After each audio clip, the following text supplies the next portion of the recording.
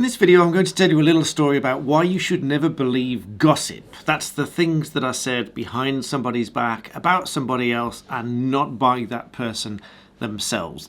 In a legal sense, and if it came to court, this would be known as hearsay. So I'm going to explain that rule as well. But first of all, welcome back. I'm the Black Belt Barrister, helping you to understand law, and in this video, bringing you an interesting story. Now, many of you might know that Black Belt Barrister is not just a play on words. I am a black belt as well. I'm a 6th Dan in multiple martial arts, and I've trained for a very long time, 30 years or more in various different arts. But the important thing is I've been teaching as well for a very long time, mostly voluntarily. So this story involves me teaching voluntarily at a school. But before I get into the details of that, let me explain what hearsay is. So if you get to court, hearsay is essentially something that is not said in oral evidence that causes a person to believe or a machine to act upon the basis that whatever is said is true. So let me give you an example. So if there were text messages supplied by the prosecution and that sought to prove that there was a drug deal going on and that the people involved were intending to sell something illegal to each other.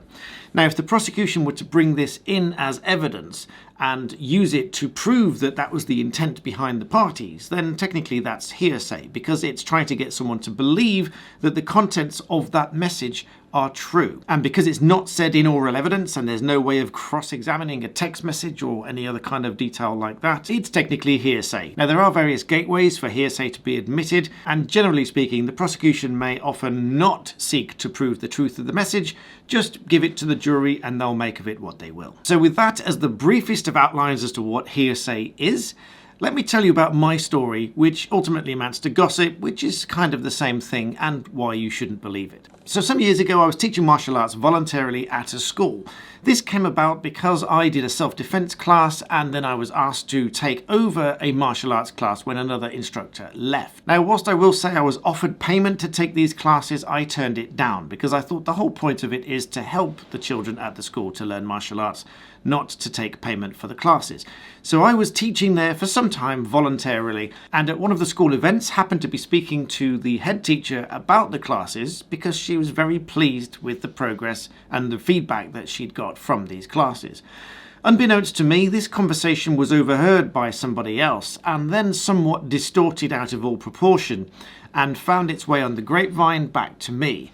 Only the way that it came back to me was a very different meaning. By the time it came back to me, this conversation that had made its rounds through various different people in the school came back as follows. It was being said that I was trying to convince the school to allow me to extend my classes to the other part of the school and increase the time and use of the hall, and that I was desperate to charge my fees to the school because I wanted to increase my little martial arts school. Now, on the basis that this was entirely voluntary, this couldn't have been further from the truth, because the actual conversation was the head teacher asking me if I would extend my classes and incorporate more years throughout the school, which I simply didn't have the time to do, so I politely declined.